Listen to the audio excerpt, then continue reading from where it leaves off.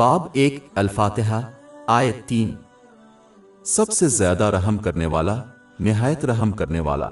ये आयत इस हकीकत से पैदा होने वाले खौफ को मुतवाजिन करती है कि अल्लाह ताला तमाम जहानों का रब है, जिसका जिक्र पिछली आयत में हो चुका है। बाब 1 अल-फातिहा आयत 2। तमाम तारीफें अल्लाह के लिए हैं जो तमाम जहानों का रब है।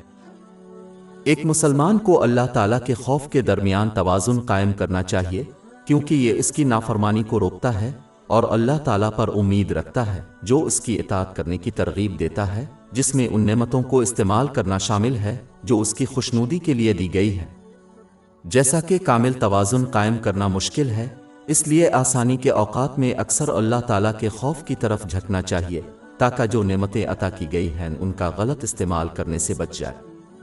लेकिन मुश्किल के वक्त और ख़ास तौर पर मौत के वक्त अल्लाह ताला से उम्मीद की तरफ झुकना चाहिए, जैसा कि सही में मौजूद एक हदीस में हुजूर नबी अकरम सल्लल्लाहु अलैहि वसल्लम ने इसका हुक्म दिया है। मुस्लिम नंबर 2877। मुश्किल के वक्त और ख़ास तौर पर मौत के वक्त इंसान के गुनाहों का इम्कान कम होता है, इसलिए अल्लाह ताला पर उम्मीद रखना अफजल है। इस मुतवाज़िन तर्ज अमल को बरकरार रखने वाला ये पाएगा कि अल्लाह ताला उनकी उम्मीदों और खौफों का मुस्बत जवाब देता है। सही बुखारी नंबर 7405 में मौजूद हदीस में इसकी तलकीन की गई है। इसके अलावा इंसान को हमेशा याद रखना चाहिए कि अगर वो रहमन से रहम हासिल करना चाहते हैं तो उन्हें दूसरों पर रहम करना चाहिए।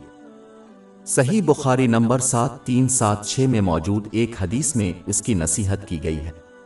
ये बात दूसरों की मदद और मदद के जरिए जाहिर की जानी चाहिए जो उनके ज़राए के मुताबिक अल्लाह ताला को पसंद है, जैसे जज्बाती, जिस्मानी और माली मदद।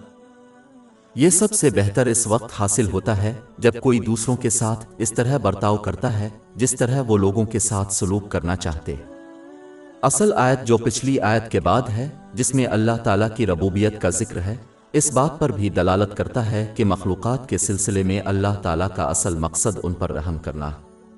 दूसरे मज़ाहिब के बरक्स जो खुदा को इंतकाम लेने वाले के तौर पर पेश करते हैं, इस्लामुल्लाह बरगुज़ीदा और मखलूक के दरमियान ताल्लुक़ को एक रहमदिल के तौर पर बयान करता है। ये इस ज़ाब्ता अखलाक की नर्म और आसान फितरत की तरफ इशारा करता है जिसे अल्लाह ताला ने बनी नौ इंसान के लिए मुंतखब किया है, यानी इस्लाम। बाब 2 अल-बकरा आयत 185। अल्लाह तुम्हारे लिए आसानी का इरादा करता है और तुम्हारे लिए सख्ती नहीं चाहता।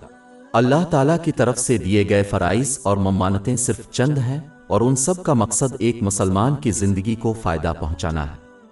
जो शख्स इस हकीकत को समझता है और इसलिए इस्लाम की तालीमात पर अमल करता है, वो दोनों जहानों में रहमत और आसानी की ज़िंदगी पाता है, खा इसे रास्ते में थोड़ी सी मुश्किलात का सामना करना पड़े।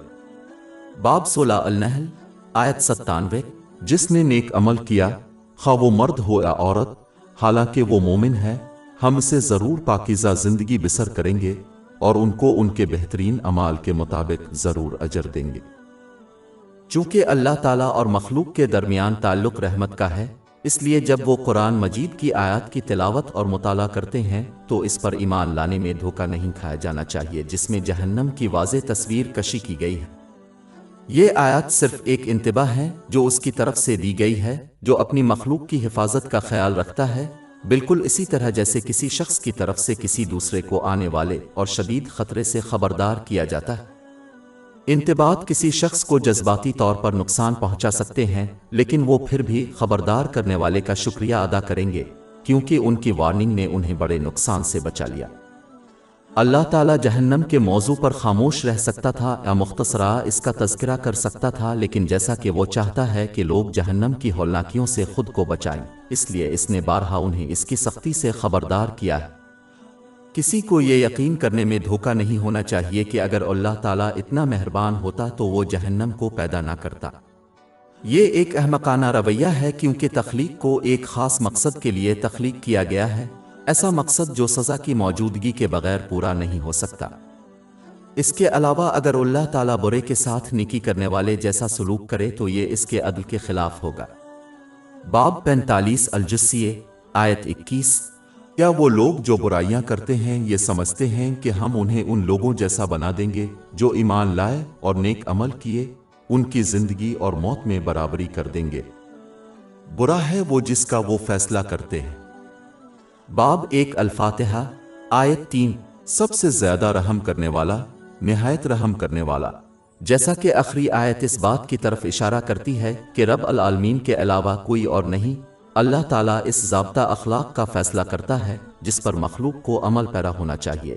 اس لیے مرکزی آیت اشارہ کرتی ہے کہ یہ ضابطہ اخلاق رحمت اور آسانی پر مبنی ہے، یعنی اس ضابطہ اخلاق کا ہر پہلو انسانوں کی فطرت کے مطابق ہے اور ہمیشہ ان کو فائدہ پہنچاتا ہے، چاہے یہ ان پر ظاہر نہ ہو۔ باب 2 البقرہ آیت 185 اللہ تمہارے لیے آسانی کا ارادہ کرتا ہے اور تمہارے لیے سختی نہیں چاہتا۔ اور باب 2 البقرہ آیت 216 لیکن شاید آپ کو کسی چیز سے نفرت ہو اور وہ آپ کے لیے اچھی ہو، اور شاید آپ کو ایک چیز پسند ہے اور وہ آپ کے لیے بری ہے، اور اللہ جانتا ہے اور تم نہیں جانتے۔ ہماری ویب سائٹ www.sheikhpod.com پر 400 سے زیادہ مفت e books, audio books, infographics, podcast اور بلاگ دستیاب ہے۔